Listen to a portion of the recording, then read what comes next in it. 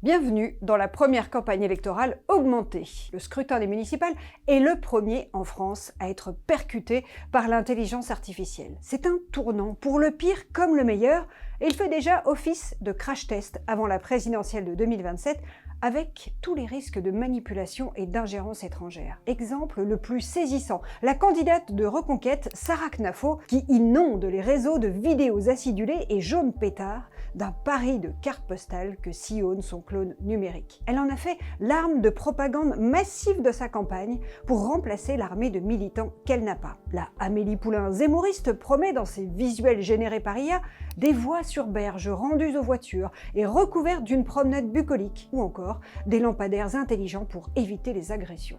Alors, tromperie sur la marchandise ou véritable révolution? Sarah Knafo, elle, assume d'avoir recours aux technologies dernier cri, même si elle omet parfois de le mentionner explicitement et au risque de repousser les limites de la législation électorale. Elle a ainsi été accusée, avec sa vidéo sur l'insécurité, de montrer une image dégradée et anxiogène de la réalité pour influencer les électeurs parisiens en jouant sur la fibre émotionnelle. C'est tout le problème de l'IA appliquée à une campagne.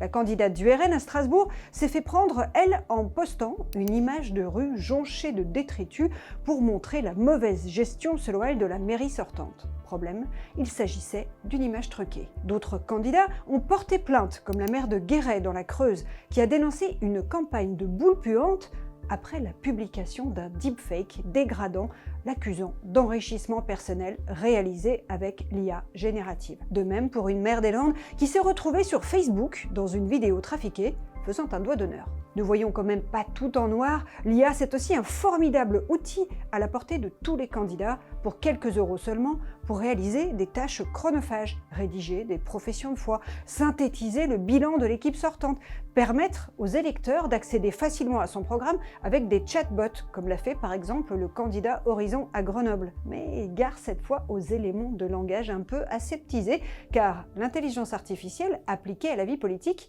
pourrait bien devenir demain la nouvelle langue de bois.